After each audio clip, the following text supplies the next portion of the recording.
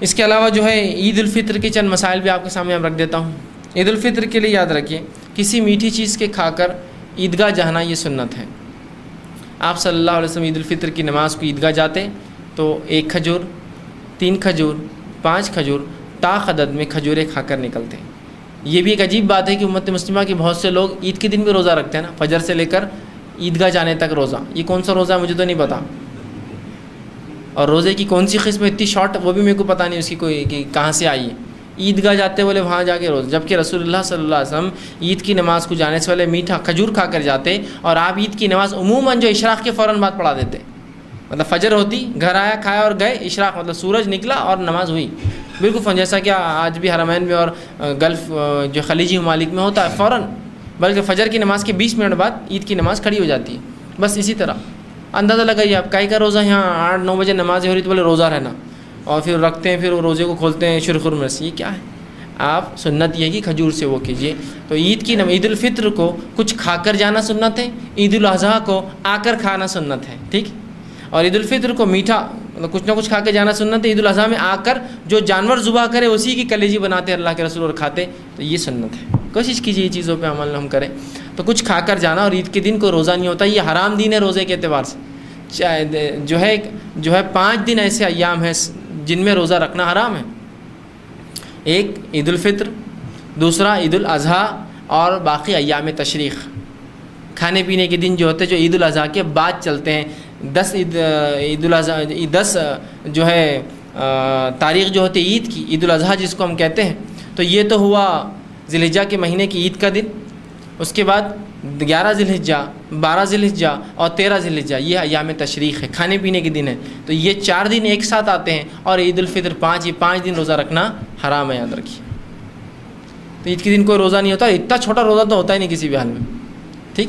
جو لوگ رکھتے ہیں اکثر لوگ سمجھتے ہیں روزہ رہتا اور پھر کھجور کھانا، روزہ کھولنا اور پھر عیدگاہ جانا، درست نہیں ہے، کوئی روزہ نہیں عید کے دن۔ تو میٹھی چیز کھا کر آپ جائیں گے، بالخصوص کھجور، اور وہ بھی طاق عدد میں 1، 3، 5، ٹھیک ہے؟ لیکن سلسلے کو جاری ہی مت رکھیے آپ، 1 کھا لیا، اب 2 کھا لیا، اب 3 کھا لیتا، پھر 4 کھا لیا، 5 کھا لیتا، 6 اور کھجور کھاتے بیٹھے ہوئے آپ ادھر، ٹھیک؟ یہ درست نہیں۔ مقصد یہ کہ آپ کچھ کھا کر جا، رسول اللہ کو بتانا تھا یہ چیز، ٹھیک؟ اسی طرح نماز عید کے لیے پیدل جانا اور پیدل واپس آنا سنت ہے۔ سواری پہ جانا آنا کوئی حرام نہیں ہے، کوئی غلط عمل بھی نہیں ہے، لیکن اگر آپ پیدل جا سکتے ہو اور آ سکتے ہو تو یہ زیادہ بہتر ہے، اور یہ سنت کا درجہ رکھتی ہے۔ رسول اللہ صلی اللہ علیہ وسلم عیدگاہ جاتے اور آتے پیدل، اور ایک راستے سے جانا اور دوسرے راستے سے آنا یہ بھی سنت ہے، مطلب جاتے وقت ایک راستہ اختیار کیجئے، آتے وقت دوسرے راستے سے آئیے، ٹھیک ہے؟ یہ بھی سنت ہے، کوشش کرے کہ اس پہ عمل کرے۔ اسی طرح عیدگاہ جانے آنے کا راستہ بدلنا یہ بھی سنت ہے۔ نماز عید کو بستی سے باہر عیدگاہ میں پڑھنا یہ سنت ہے، اور اللہ کے رسول ہمیشہ اس کو بستی سے باہر کھلے میدان میں پڑھتے تھے، جو کھلا ہو، آسمان کے نیچے کوئی چیز ہو۔ تو کوشش کریں ہم اور آپ بھی کہ ہم کھلے میدان میں جو کہ عیدگاہ ہوتے ہیں، عیدگاہ میں جا کر یہ نماز پڑھنے کی جو کوشش کریں، ٹھیک ہے؟ نماز عید کے لیے خواتین کا بھی جانا جو ہے یہ سنت ہے، اور بلکہ کچھ نہ ہو سکے تو کم از کم عید کے دن تو خواتین نماز کو ضرور جائے عید کے، اس لیے کہ یہ اجتماع شہر کے لیول پر اجتماع ہوتا ہے، تو کم از کم عید کے دن جائیں۔ اور نبی اکرم صلی اللہ علیہ وسلم فرماتے ہیں، حدیث میں یہ الفاظ ہیں، حضرت ام عطیہ رضی اللہ عنہا یہ فرماتی ہیں، سے روایت ہے کہ رسول اللہ صلی اللہ علیہ وسلم ہمیں حکم دیا، کیا حکم دیا؟ کہ دونوں عیدوں کے دن ہم حیض والی اور پردہ نشین یعنی تمام عورتوں کو عیدگاہ لے جائیں۔ آپ انداز لگائیے نبی اکرم صلی اللہ علیہ وسلم کیا حکم دے رہے، اس حکم کی حد دیکھیے کہ وہ فرما رہی کہ رسول اللہ حکم دیتے تھے عیدگاہ، عید کی نماز کے لیے تمام عورتیں عیدگاہ جائے، حتیٰ کہ پردہ نشین مطلب بڑی عورتیں، بالغ عورتیں، اور چھوٹی جو پردہ نہیں کرتی وہ بھی، اور حیض والی عورتیں بھی جائیں۔ دیکھیے اندازہ لگائی، حیض والی عورت نماز نہیں پڑھ سکتی، ہم جانتے ہیں، لیکن عیدگاہ مسجد نہیں ہوتی، اس لیے وہ آ سکتی ہے اس کے اندر۔ مسجد میں ایسی عورت نہیں جائیں گے، لیکن عیدگاہ آ سکتی، عیدگاہ مسجد نہیں ہوتی ہے، ٹھیک؟ حیض والی عورتوں کو بھی حکم دیتے کہ وہ مسجد جائے، عیدگاہ جائے، عیدگاہ انہیں لائے تاکہ وہ مسلمانوں کے ساتھ نماز اور دعاؤں میں شرکت کریں۔ جو غیر حیض والی عورتیں ہوں گی وہ نماز پڑھیں گی، اور حیض والی عورتیں دعاؤں میں شرکت کریں گی جب امام خطیب جو ہے خطبے کے اندر دعا کریں گے۔ بات سمجھ میں آ رہی؟ کتنی تاکیدی حکم ہے یہ کہ رسول اللہ ہمیں حکم دیا کرتے کہ تمام عورتوں کو، حیض والی، بغیر حیض والی، مطلب جو پاک ہے جو ہے سب کو لے جائے۔ کہاں لے جائے؟ عیدگاہ، کم از کم کچھ نہیں تو عیدگاہ تو کم از کم سال میں ایک بار عورت آئے اور مسلمانوں کے اجتماع میں شامل ہو۔ اور امام کی دعاؤں میں شرکت کرے، یہ ضروری ہے، یاد رکھیں۔ لیکن یہ سنت کو ہم نے بھلا دیا۔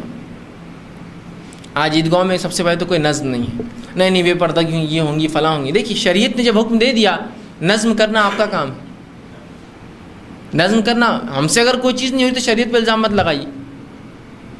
یہ بات بالکل درست ہے کہ ایک عورت کے لیے افضل ہے کہ اپنے گھر پہ نماز پڑھے، لیکن یہاں تاکیدی حکم رسول اللہ دے رہے، نکالا کرو، لاؤ ان کو مسجد میں، عیدگاہ کے اندر لایا کرو عید کے دن۔ حتیٰ کہ جو پردہ نشین ہیں عورتیں جن پہ نماز فرض ہے، اور وہ عورتیں جو حیض والی ان کو بھی لاؤ۔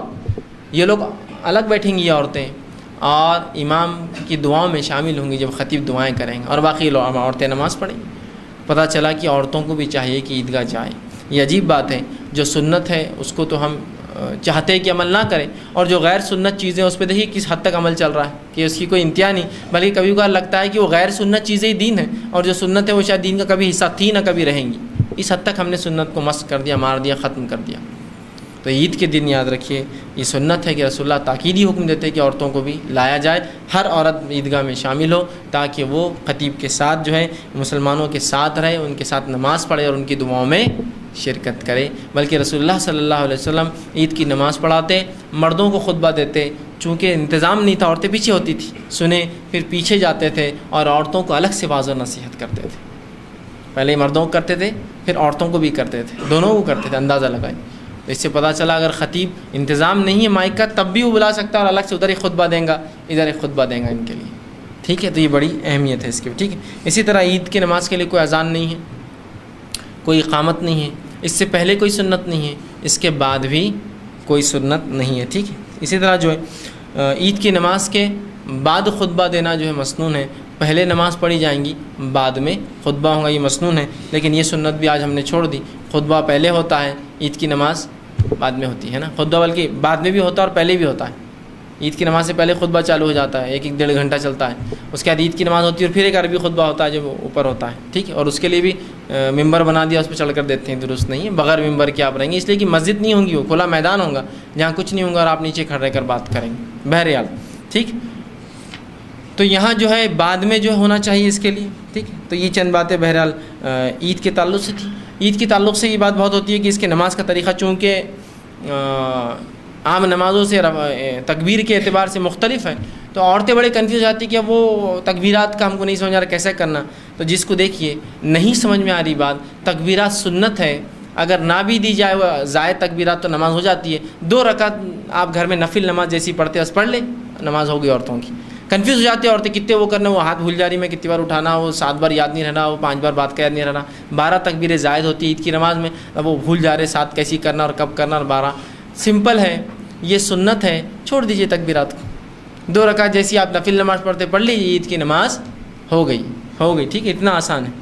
اور جس کو معلوم ہے طریقہ، وہ طریقے کے مطابق پڑھے، جس کو آپ کو مطالعہ کرنا پڑے گا۔ میں 2 منٹ میں نہیں بتا سکتا ہوں، ایسا آپ پھر بولیں گے، پھر کنفیوز بھی سوال آئیں گا، پھر سے بتاؤ، بہت مشکل ہو جاتی ہے۔ کچھ باتیں ایسی ہوتی ہیں جو ہم کو سیکھنا پڑتی ہے، پڑھنا پڑتا ہے، کھڑے ہو کر عمل کر کے پریکٹس کر کے سیکھنا پڑتا ہے، وہ بتانے سے کبھی کبھار نہیں آتی ہے، سمجھ میں بھی نہیں آتی ہے، ٹھیک۔ تو آپ کوشش کریں کہ ان چیزوں کو پڑھیں، اس کا مطالعہ کریں، ان کو سیکھنے کو۔ جیسا بہت سی بار لوگ بولتے ہیں تراویح پڑھ کر بتائیے، پچھلی بار سوال آتا ہے آپ 2 رکعت پڑھ کے مسئلہ ہی حل کر دیجیے اب نماز کا، تو بہت مشکل ہے یہ چیز ایسی نہیں ہوتی جب تک آپ خود نہ پڑھیں اور خود اس پہ عمل کر کے مشق نہ کریں، یا دوسرے کو نہ بتائیں، دوسرے کسی کو میرے کو دیکھو میں جو پڑھی وہ برابر ہے کیا، تب یہ ہوگا۔ اور دین کا معاملہ سیکھنے سکھانے والا ہے، خالی بولنے سے، سننے سے، کسی کے بتانے سے نہیں ہوتا۔ تو کوشش کریں کہ اس کو ہم جانیں۔ تو یہ چند مسائل تھے رمضان کے، اعتکاف کے، عید کے، میں نے آپ کے سامنے رکھنے کی کوشش کی، اسی پر اپنی بات ختم کرتا ہوں۔ اللہ تعالیٰ سے دعا